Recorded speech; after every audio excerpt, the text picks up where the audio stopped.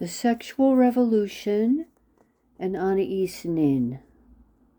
On Feminism Timeline, I share my lifetime as a creative and spiritual woman, trying to maintain integrity in an American culture increasingly dominated by feminism, when I had no desire to become what feminism wanted me to be. Looking back over 70 years, I am able to see how this movement was made impossible to avoid, even by those of us who never wanted to be CEOs, in power suits, running our own businesses, but just wanted to have a normal traditional life, and how in spite of our intentions, they got us. In 1948, entomologist and sexuality researcher Alfred Kinsey published the first of his famous reports, Sexual Behavior in the Human Male. And in 1953, he followed it with a report, Sexual Behavior in the Human Female. This first book has been treated by researchers who go in far more depth than I can here, and it is definitely a rabbit hole worth going down. Kinsey's second report on female sexuality is important to the feminist movement in the 1960s and 70s, when feminism was called women's liberation, or by the wary and skeptical as women's lib. In the time of my childhood in the 50s and 60s, femininity was held as almost sacred. The ideal of being a wife and mother, dedicating to raising good, well-behaved children, and contributing to society as a whole was sacrosanct. This was, of course, founded on Christian morality, which held that the family was the true expression of God's love and his plan for humanity. As Catholics, our moral code was much more strict than the Protestants. For us, the 10 Commandments were followed and the 7 deadly sins abhorred. In fact, I was told if I ever stepped into a Protestant church, I would be struck by lightning, and I believed it. I grew up in a very small town, in a village carved out of the woods in Massachusetts. We were strong Catholics. As kids, me and my brother were always outside. Being baby boomers, there were tons of kids, all living like virtual savages in the woods until we were called in at sunset and you could hear everybody's mother calling at night. I grew up in the woods wearing, play clothes and dungarees, as we called them, and shirts. My mother grew up in the city doing city things, so when we went to the city to shop and visit grandparents, I had to wear a dress with petticoats, a hat, black patent leather shoes, and white gloves. My brother had to wear a suit. It was fun and serious at the same time. We were fashionably dressed because we were going to be seen, like in church when we dressed up in our best clothes out of respect for God and also because others would see us. And reputation was everything at the time. This was the norm. Girls were raised to be housewives, to get married and have your own family, and even though we were poor but striving to pass on the family legacy. All of my childhood and adolescence was spent in this culture. The collective unconscious was Christian, and the goal was to become a nice middle-class family. In the early 80s, when the Kinsey report on female sexuality was being touted in the media, it caused quite a stir. The traditional woman, the housewife, was scientifically proven to be unhappy. She was bored. She was repressed. That's from the Freudian psychology that was around at the time. She was oppressed, a kind of slave whose only solace was alcohol and Valium and soap operas and those Harlequin romance novels. That was another one. We had a neighbor who fit that stereotype perfectly, but it was because her husband was abusive. And she kind of retreated into her own little world there. Most families were pretty dysfunctional, all in their own unique ways. Kinsey's reports made it seem, though, as if the cause was because the old rules of restraint, modesty, abstention were not only outdated, but unnatural. His, quote, scientific studies proved that women had just as strong a sex drive as men and only had to be unleashed to be the powerful Hollywood goddesses we were all meant to be. Refusal to embrace sexual liberation was labeled cold, prudish, and uneducated. All these labels were hurled at stay-at-home mothers and traditionally minded girls, women, because by this time, even being a 13-year-old, you had to be called a woman. I'm not arguing that women don't love sex as much as men, but Western civilization flourished and became the only high-trust society in the world because Christianity put restraints on sexual instincts in favor of family monogamy and raising children. Once those boundaries were lost, well, we're living with the result now. This video is an overview that will gain more depth as the timeline develops. If you want to go down the Alfred Kinsey rabbit hole, which is quite informative, you will be shocked at what you discover. Alfred Kinsey was not objective. Alfred Kinsey was not simply a detached scientist working in a cultural vacuum. He held strong personal beliefs about sexuality, morality, and authority, and he was openly hostile to traditional religious and moral frameworks. One indication of this hostility was his association with Kenneth Anger, author of Hollywood Babylon and producer of several strange homoerotic films. A photograph of Kinsey's meeting with Anger was shown at the start of this video. Kenneth Anger was a devotee of Aleister Crowley, the wickedest man in the world.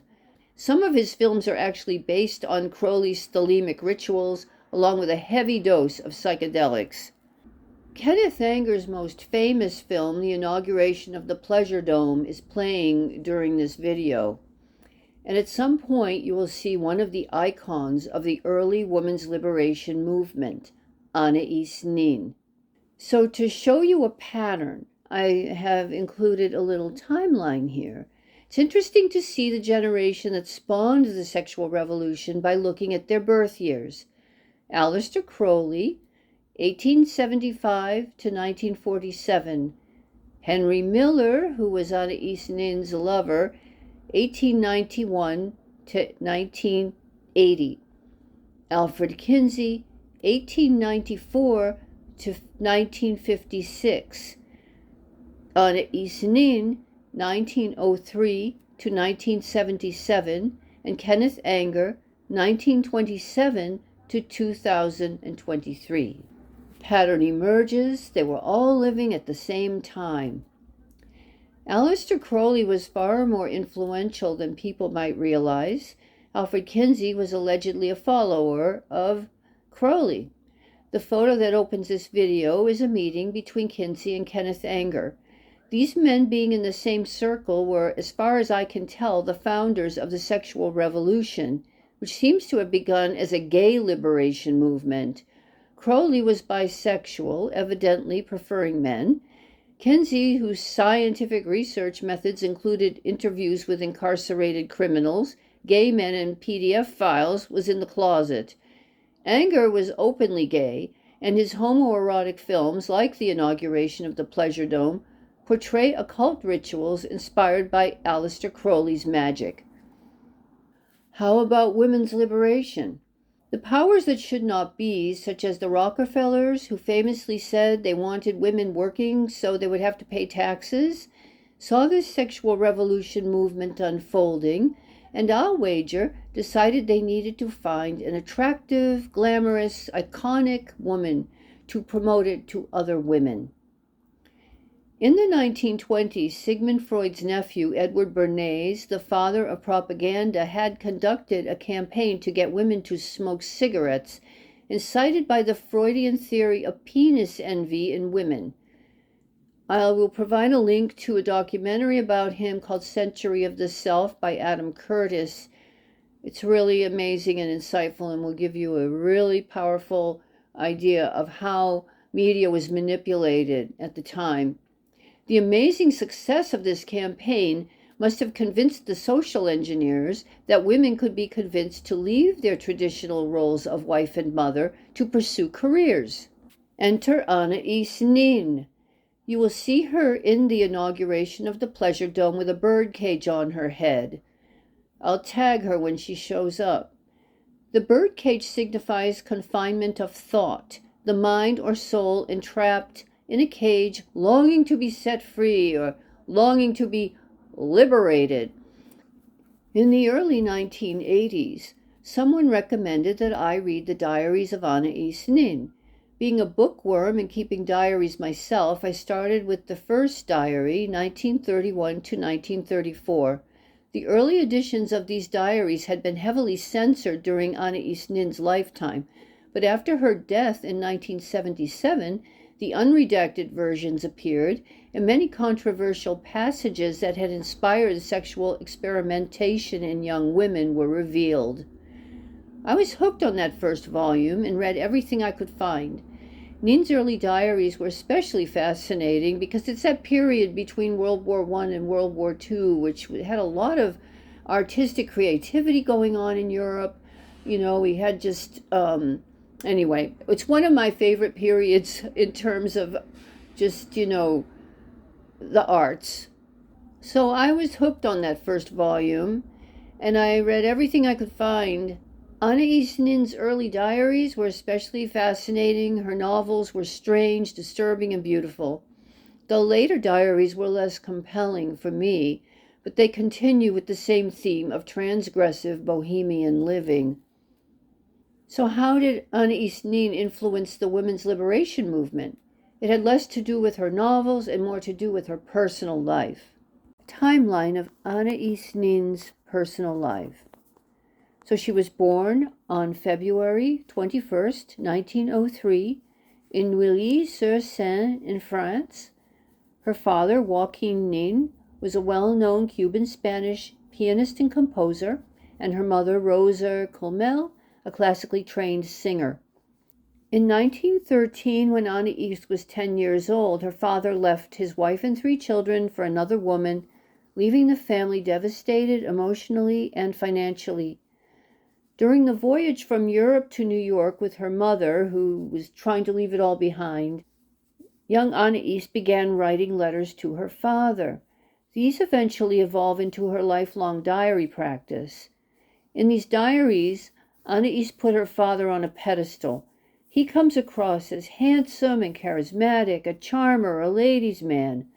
Unlike today, with the devastation of female morality and the deep loneliness you don't seem to understand, which I think will signal the end of feminism very soon, such male behavior was normal. The male prerogative.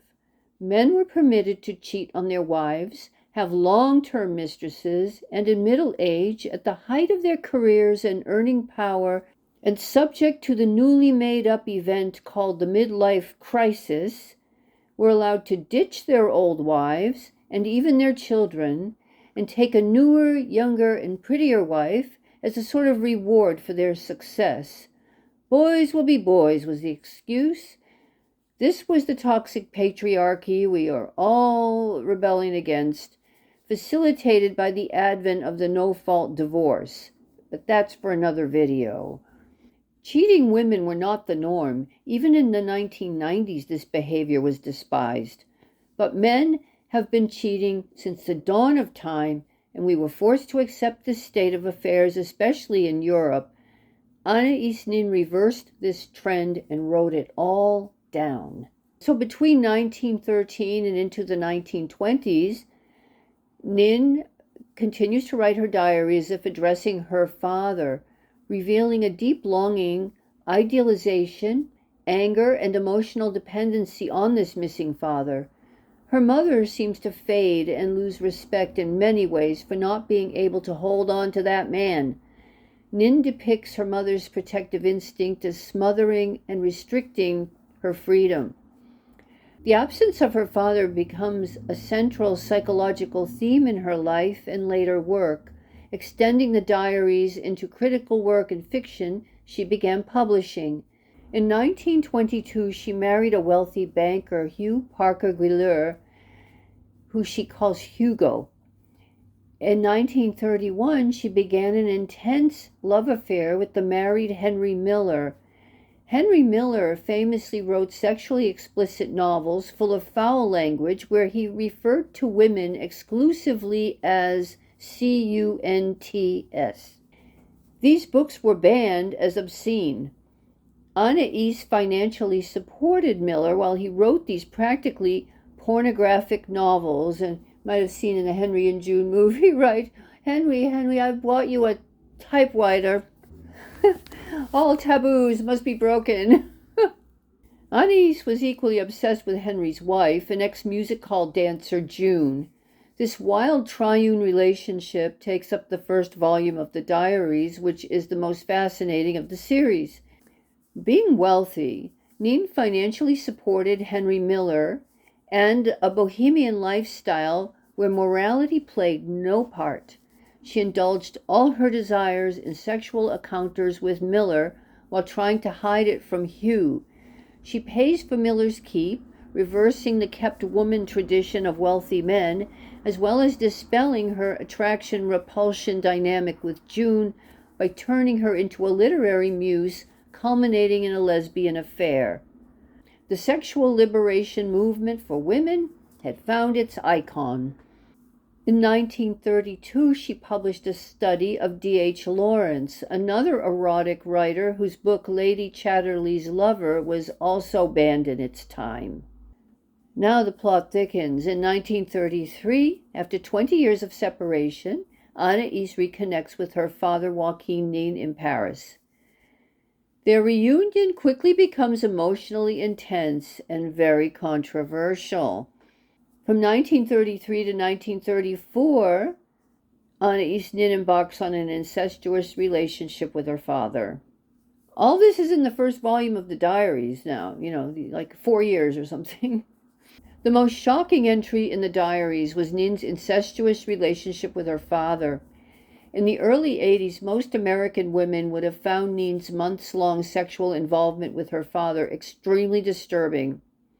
Some of us still do.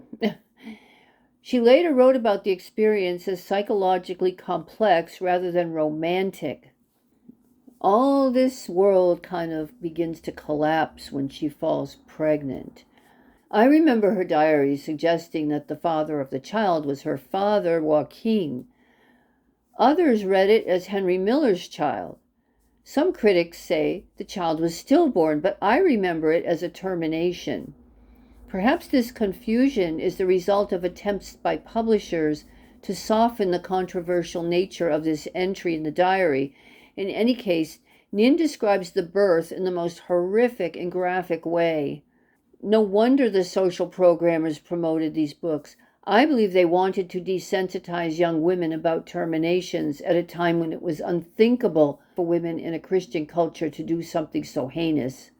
In 1934, she distanced herself emotionally and moves to New York to enter analysis with psychologist Otto Rank and takes him as a lover. Now her writing reflects her analysis as a shift toward self-awareness and independence. In 1940, at the age of 37, Anaïs began writing actual pornography for a client known only as the Collector. He paid her $1 per page and encouraged her to leave out the romance and just give him the axe. Just the axe, ma'am. This disturbed Anaïs Nin's poetic soul, which she perceived was made for love, and she gradually stopped. In the 1970s, all of this material was gathered into 2 anthologies, Delta of Venus and Little Birds. So these things were out during this time when I was sort of coming of age, I guess you'd call it, in my early 20s. All of these books were available in the bookstores. She gradually ended up in California, where she lived in a bigamous relationship with her second husband, and where it seems she met Kenneth Anger to participate in the inauguration of the Pleasure Dome. These days, this actual full-blown mess of a life is glamorized, accepted, and many women follow in her designer shoes without even knowing why and what the catalyst was. In the early 80s, this first diary was shocking for most young literature-loving women like me, scandalous and even repulsive. We still believed in the value of traditional family life and though caught up in the dragnet of the women's liberation movement, which was almost impossible to escape, we still longed for that stable and committed relationship, marriage, and children. The sexual revolution was perceived by many men, especially Vietnam War veterans, as a kind of big party like Woodstock, and regretted that they had missed the sexual revolution. They didn't realize that it had been slogging on and taking casualties for decades. And many of these casualties were naive young women like I was. You know, you're raised in a tiny little town with religious parents, and you end up in the city and you have no idea what you're doing. Believe me, I am sure that the city women were far more precocious than I was, and so their experience was probably very different than mine. But I have a very strong talent for pattern recognition, so that's why I'm doing this. In future videos, I'll share the impact of the side effects of the pill, no-fault divorce, and other ways that women's liberation began destroying the lives of the women it claimed to be supporting. 1960s and 70s, later reflections. In her later published diaries, including volumes of the diary of Anaïs Nin, she omits or softens references to the incestuous relationship, as I mentioned, which might be why there are different versions of like what I read as a termination and what others have read as a stillbirth. And the full story only becomes widely known after the release of her unexpurgated diaries in the 1980s after her death in 1977. But all that aside, she was probably, from what I can tell, and if this is leaving out Hollywood, she is actually one of the first women who published and openly spoke about living this lifestyle of complete hedonism and self-indulgence, and basically being financed by her husband to do whatever she wanted. And in fact, he stayed with her their entire life. So, the power of Anaïs Nin. So, like I said, I just wanted to bring all this out for those who may not know. And I don't know how much of this is taught in universities nowadays anyway, because I haven't been to university since 1983 or something. So I hope you enjoyed that. If you'd like to support this timeline, this feminist timeline, I have a link to buy me a coffee in the description, and there will be more. So thank you for listening, and I hope this gives some food for thought. Thank you. Take care.